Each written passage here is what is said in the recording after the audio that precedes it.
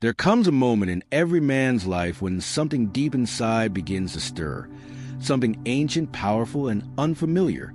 It's not a voice you hear with your ears, but one you feel in your bones. A quiet, persistent call that whispers it's time. Carl Jung once said, "There is no coming to consciousness without pain." And that's exactly where the journey begins, not in comfort, but in the discomfort that shakes you awake. The universe doesn't send this message to everyone. It finds those who are ready to face themselves. Men who are done running from their reflection, done escaping through distraction, and ready to confront their own depths. You see, most men live half asleep. They chase validation, chase pleasure, chase the next escape, without realizing they've been avoiding the only battle that truly matters, the battle within. Jung called this the process of individuation, the sacred task of becoming who you really are beneath all the noise, the masks, the expectations. And that's why the universe has brought you here. Not by accident, not by luck, but by resonance. Because something inside you is tired of being small. You can feel the weight of your untapped potential pressing against your ribs. You felt in those quiet nights when you stare at the ceiling and know you were meant for more. This is the awakening. The beginning of your most powerful phase is not about dominance or control. It's about alignment. It's about reclaiming the parts of yourself you've buried. Your intuition, your courage, your sensitivity, your purpose. Jung believed that true strength comes when a man integrates his shadow, the hidden, denied parts of his psyche, and uses that energy to build rather than destroy. You are not weak because you feel lost. You are not broken because you've stumbled. You are simply being called to rise. Every challenge, every heartbreak, every moment of doubt is a summons from the universe saying, face yourself, become whole. The world doesn't need more perfect men. It needs aware men. Men who walk with integrity, who know their worth, who act with purpose. The universe doesn't waste energy. It's sending this message because it knows you're ready. This is your initiation, not into the world's definition of power, but into your own. To become powerful, a man must first meet his shadow. Not the face he shows the world, but the one he hides, his anger, jealousy, fear, desire, guilt. Jung taught that the shadow is not evil. It's simply the energy we rejected, the potential we refuse to own. When you deny your shadow, it controls you. It leaks out as impulsiveness, addiction, emotional coldness, or self-sabotage. But when you turn toward it, when you face the parts of yourself that scare you, something extraordinary happens. You begin to integrate. You stop pretending to be good, and instead you become whole. Wholeness is not perfection. It's honesty. It's standing before your reflection and saying, yes, this is me, the strong and the weak, the kind and the cruel, the light and the dark. Because the truth is, your light gains strength only through the acknowledgement of your darkness. This is the paradox of transformation. The man who hides from his shadow will always remain divided, powerless, unsure. But the man who embraces it, who dares to explore his depths, begins to radiate an energy that cannot be faked. That's what Jung meant when he said, until you make the unconscious conscious, it will direct your life, and you will call it fate. The moment you confront your shadow, you reclaim your power. You stop blaming others. You stop searching for approval. You stop needing the world to validate your worth. Because you finally understand that everything you've been looking for, strength, peace, confidence, has always been within you, waiting to be claimed. And as you begin this process, you'll notice something shift in your reality. The world starts reflecting your inner growth. The same people who once drained your energy begin to fade away. The chaos that once defined your life starts to quiet down. Why? Because when a man integrates his shadow, he stops living reactively. He becomes a creator instead of a victim. The universe responds to that energy. It starts opening doors that were once invisible. Synchronicities appear. You meet people who challenge you to grow instead of keeping you small. You begin to attract opportunities aligned with your deeper purpose. This is not magic. It's psychology meeting spirituality. It's the alchemy Jung spoke of, turning the lead of your pain into the gold of self-awareness. In this phase, you don't chase, you attract. You don't prove, you embody. You don't fight the world, you master yourself. And that is where real power begins. Once you face your shadow, something remarkable begins to happen inside you. The confusion, the fear, the self-doubt that once ruled your mind start to dissolve. Not instantly, but steadily. You begin to notice that you're no longer reacting from pain. You're responding from awareness. That is the moment when the fire of transformation ignites. Carl Jung believed that transformation is not a one-time event. It's a lifelong process. It's the refining of the soul through experience, failure, and reflection. Like metal forged in fire, the heat of your struggles shapes your character, burns away illusion, and reveals what's real. Every man who has ever become something greater than himself has walked through this fire. You can't bypass it, you can't fake it, and you can't rush it. The fire doesn't destroy you, it purifies you. When you're inside that fire, life may feel chaotic. You might lose people, jobs, habits, and even parts of your identity. It can feel as though everything is falling apart. But what's really happening is that everything false is being stripped away. The boy inside you, who is driven by fear, by ego, by the need to be liked or admired, he's being burned away so that the man can emerge. This phase requires courage. It demands solitude. You will be misunderstood. You'll feel moments of doubt, questioning whether it's all worth it. But understand this. Growth is not meant to be comfortable. It's meant to be liberating. Jung wrote, "The privilege of a lifetime is to become who you truly are." That privilege comes only to those who are willing to endure the discomfort of change. The more you resist transformation, the longer you stay stuck in old patterns.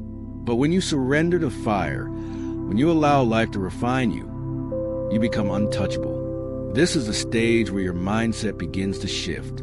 You stop asking, "Why is this happening to me?" and start asking, "What is this teaching me?" That single change in perspective transforms pain into wisdom. And that wisdom is power, real power. The kind that doesn't shout, doesn't need to prove, doesn't need to dominate. It's quiet, centered, grounded. It's the presence of a man who knows who he is, because he's faced every version of himself and made peace with them all. When you pass through the fire of transformation, the universe begins to mirror your strength. You start attracting clarity, peace, and purpose. Not because life becomes easy, but because you become unshakable. This is not the end of the journey. It's the rebirth. When the fire subsides, what remains is essence, the unfiltered truth of who you are. The masks have melted. The illusions have fallen. And now you stand before life stripped of everything false. It's here that your purpose begins to awaken. For most of your life, you might have believed that purpose was something external, a career, a goal, a title. But Jung taught that real purpose arises from within, from the soul's desire to express itself fully in the world. Purpose is not found, it's remembered.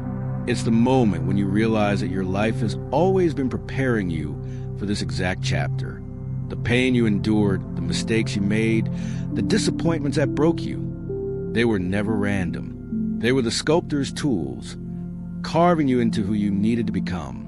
When a man reconnects with his purpose, his energy changes. He no longer drifts through life waiting for motivation. He wakes up with intention. His actions become aligned with his values. His words carry weight. His presence inspires trust. But to live with purpose is not to live without struggle. It means living with direction. You'll still face storms, but now you'll know why you're sailing. Jung said that a man's task is to bring light into the darkness of mere being. That's purpose. To illuminate the world through your growth, your integrity, your compassion, your example. When you start walking in alignment with your inner truth, you stop seeking recognition. You no longer need to prove your worth. You simply live it. The right people begin to gravitate toward you. The right opportunities find you. The universe rearranges itself to support your mission because your energy has become clear. But this awakening comes with responsibility. Purpose is not a comfort. It's a calling. It asks you to show up every day, even when no one's watching.